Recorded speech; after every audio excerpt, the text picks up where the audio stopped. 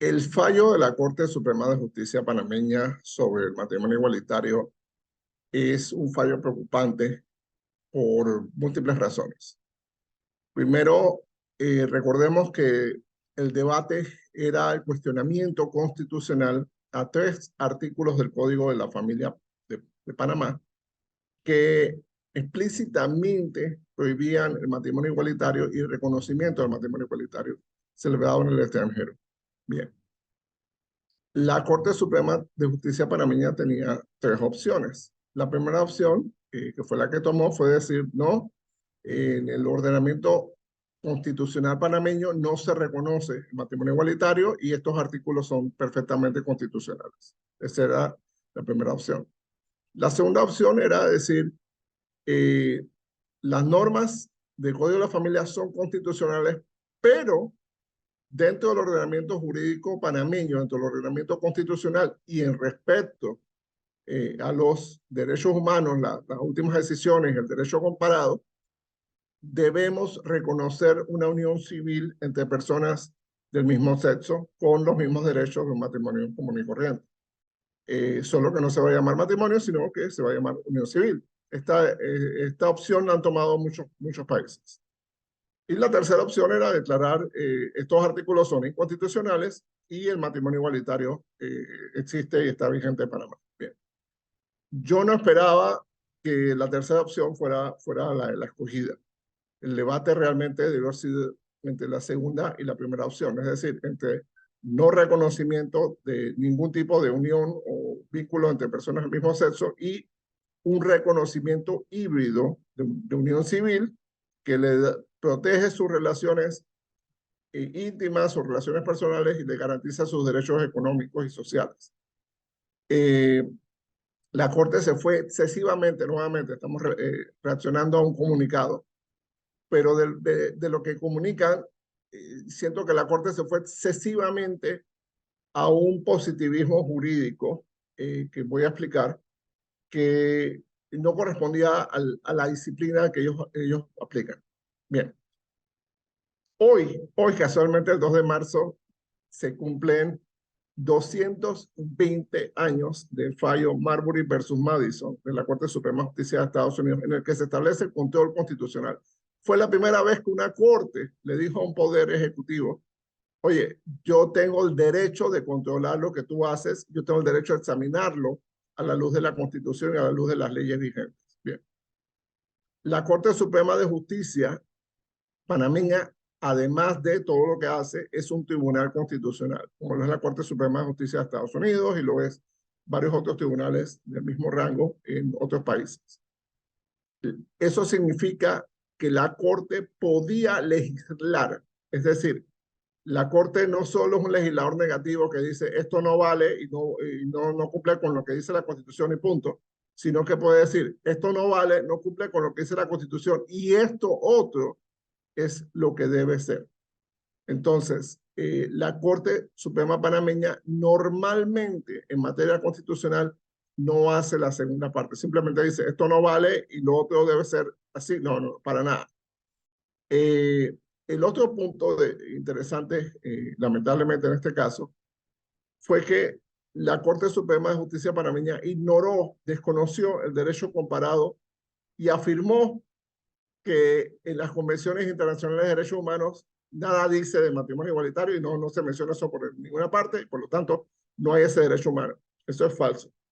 Eso es como si dijeran que las personas con cabello corto no tienen derechos constitucionales, porque ninguna convención, en ninguna ley dice que las personas con cabello corto o con sangre tipo O negativo, o las personas con sobrepeso, o las personas mayores de 50 años, o las personas que le faltan las muelas del juicio, no tienen derechos constitucionales. Es decir, hay una categoría arbitraria, en este caso orientación sexual, que se usa para legitimar discriminación. El orden constitucional y el orden de las convenciones internacionales permite ciertas discriminaciones positivas y negativas bajo otros principios, pero no permite crear categorías arbitrarias de decir, oye, las personas de esta orientación sexual no tienen derechos.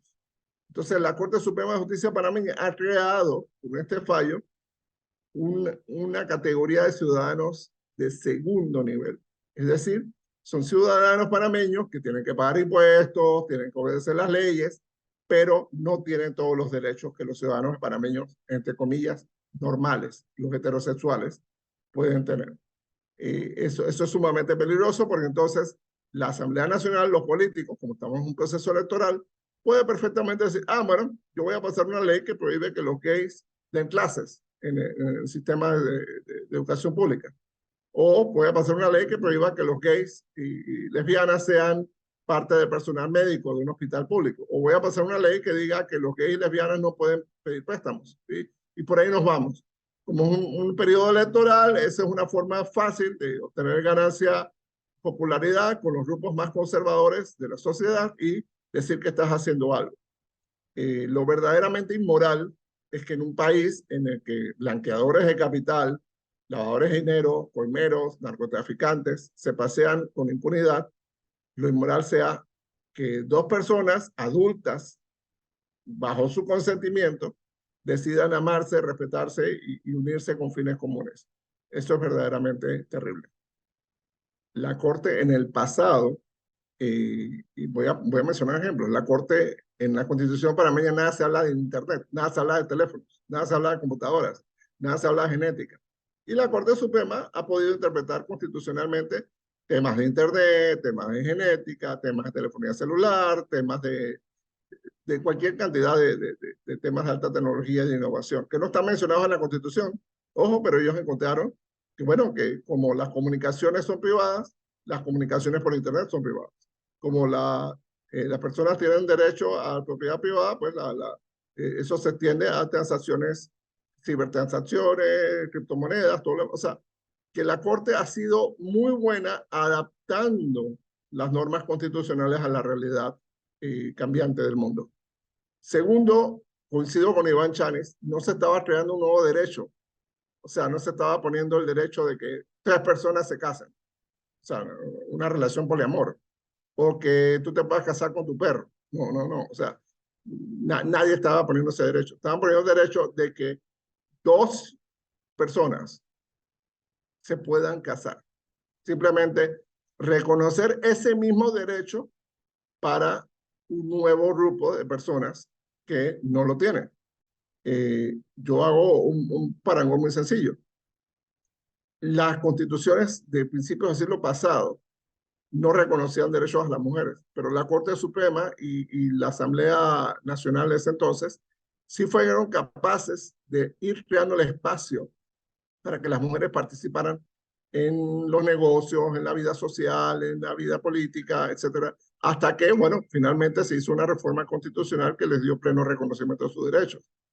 Pero fueron las Cortes y afortunadamente en ese momento la Asamblea Nacional la que tuvieron la visión de reconocer, oye, sí hay derechos fundamentales que las mujeres tienen, aunque la Constitución no lo diga explícitamente.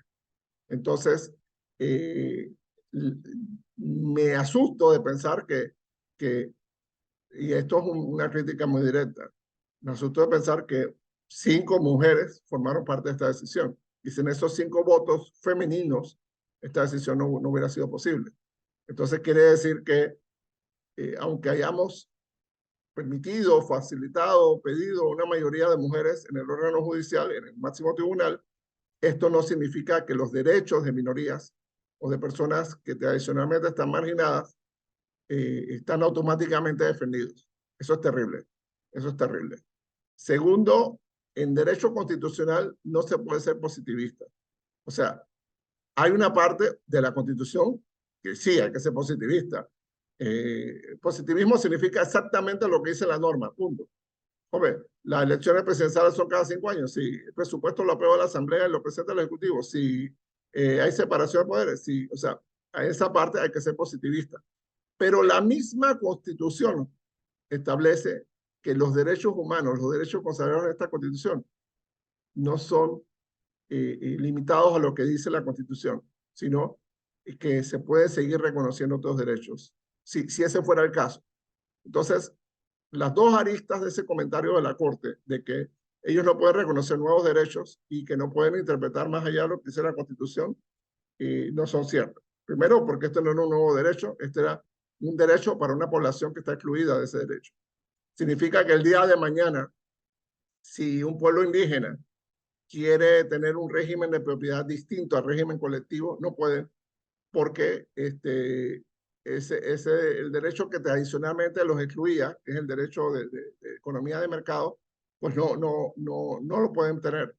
O si el día de mañana una mujer decide, por razones médicas o razones sociales o razones que sea, que ella se va a practicar un aborto, entonces no se le va a permitir, pues, porque ella no tiene ese derecho. En la Constitución no se menciona nada de aborto, para nada, pero no va a tener ese derecho. Ah, no, que es un tipo penal. Bueno, las leyes se cambian aquí todos los días. El punto que quiero decir es que la Corte misma se creó una argumentación para justificar su fallo que no corresponde con lo que la Corte misma ha dicho. Ok, como el fallo no ha sido divulgado, y esto también es una crítica a la Corte Suprema, yo no creo que sea muy sano para el país que la Corte lance un comunicado y luego el fallo tengamos que esperar días, semanas para conocerlo. Debería haber lanzado el comunicado y por ahí mismo pegan el fallo. En fin, no habían notificado a las partes, entonces esperen a notificar a las partes y luego lanzan el comunicado. No sé cuál era el apuro en lanzar el comunicado si no habían notificado a las partes. Bueno, como estamos hablando sin conocer en detalle el fallo, me da la impresión que con lo que la Corte ha comunicado en su informe, en su boletín de prensa, me da la impresión que cerraron el camino legislativo. Es decir, si el día de mañana una Asamblea Nacional iluminada decidiera pasar el matrimonio igualitario por ley, me da la impresión que con lo que hizo la Corte no se puede, porque la Corte dijo que la restricción que existe es constitucional. Me da la impresión entonces que le cerró el camino legislativo.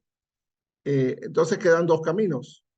Uno primero, que es el obvio, y este caso no debió haber esperado 7 años. Este caso debió haber sido decidido en 1 o 2 años. Y bueno, es exageradamente largo. Entonces, se debe acudir al sistema interamericano de derechos humanos. Y aquí va a pasar dos cosas. Uno, ya el sistema interamericano de derechos humanos se ha pronunciado sobre el matrimonio igualitario. Desde el 2015-2016 lo ha dicho, lo ha reconocido como una institución de derechos humanos, el que dos personas puedan casarse independientemente de su orientación sexual. Punto. ¿Qué va a pasar? Van a revocar este fallo, van a condenar al Estado panameño, que es la parte importante. La decisión de estos 8 magistrados y magistradas va a ser revocada el sistema interamericano porque ya el sistema interamericano ha dicho que es un derecho humano el matrimonio igualitario. Ya lo ha dicho explícitamente. Entonces, ¿qué va a pasar? Este fallo va a ser revocado. Y encima el Estado panameño va a ser sancionado. Esto significa que ese panameño, esa panameña que hoy tiene que buscar para tomarse una taza de café, que está preocupado o preocupada de cómo pagar la escuela de sus hijos, que está preocupado o preocupada de cómo va a seguir con su negocio, tendrá entonces que pagar en el futuro una indemnización a las personas afectadas, que no debió haber pagado, no debió, en ningún caso debió ser la razón de esta situación, porque la Corte se negó a considerar una realidad. La Corte se negó a considerar su propia jurisprudencia histórica. La Corte se negó a considerar que las personas de otra orientación sexual, que es distinta a la heterosexual, son personas con los mismos derechos y obligaciones que todos los demás ciudadanos. Eso es lo que en el fondo está mandando el tema. Otra opción puede ser una reforma constitucional. La veo un poco difícil porque tenemos una Asamblea Nacional muy pajuata, muy hipócrita, y hacer la convocatoria a reformas y todo esto es muy complicado y enredado en este entorno electoral. De pronto un nuevo gobierno puede tener la visión de decir, ¿sabes qué? Esto lo debemos cambiar y lo aprueban, pues. Pero son esas dos opciones, una reforma constitucional y creo que lo que más rápido va a pasar es la decisión del Sistema Interamericano de Derechos Humanos de revocar esta decisión, condenar al Estado panameño a indemnizar a las personas afectadas y cambiar la situación. Con anterioridad nos ha pasado, lamentablemente debo decirlo, con cierta frecuencia, que el Sistema Interamericano de Derechos Humanos revoca decisiones de la Corte Suprema panameña, condena al Estado panameño a pagar indemnizaciones cuantiosas. Y bueno, las personas responsables andan por ahí de la calle muertos de la risa porque no les ha pasado nada. Y yo creo que por lo menos debemos ser claros que este es un fallo doloroso para la sociedad panameña, este es un fallo vergonzoso para el país, y este es un fallo antihistórico, antijurídico y en contra de las normas de derechos humanos y derechos constitucionales. Así que no se puede ser suave, no se puede ser blando, no se puede ser eh, eh, tolerante con un fallo que es intolerante.